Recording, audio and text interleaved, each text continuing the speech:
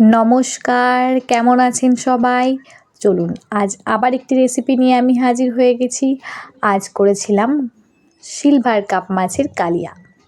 চলুন, প্রথমে মাছের নুন হলুদ মাখিয়ে রেখে দিয়েছিলাম কিছুক্ষণ।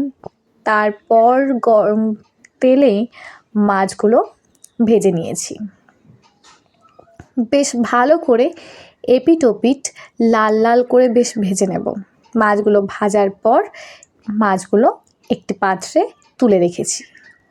আবার কড়াতে গরম তেলে 5 ফোড়ন আর একটা শুকনো লঙ্কা ফোড়নে দিয়ে এবার তাতে আগে থেকে পেঁয়াজ, টমেটো, আদা, রসুনের পেস্টটা দিয়ে দিয়েছি।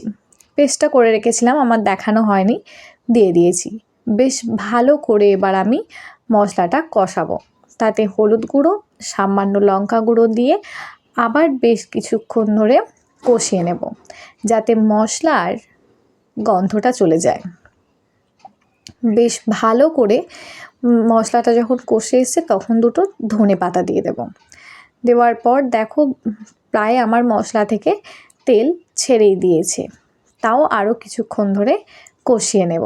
জিরে গুঁড়ো, ধনে গুঁড়ো, যে যা স্বাদ মতো নুন দিয়ে এবার জল দিয়ে দিলাম। বেশ কিছুটা জল দেওয়ার পর এবার বেশ ভালো করে ফুটিয়ে নেব জালটি। আগে নুন দিয়েছিলাম, কম হয়েছিল, তাই আরও বেশ কিছুটা নুন দিয়ে দিলাম নিজেদের স্বাদ মতো। দেওয়ার পর এবার ভেজে রাখা মাছগুলো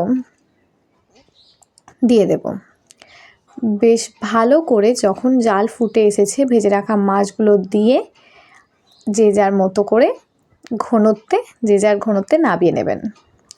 দেখুন আমার বেশ ভালোভাবে রেডি হয়ে গেছে সিলভার কাপ মাছের কালিয়া।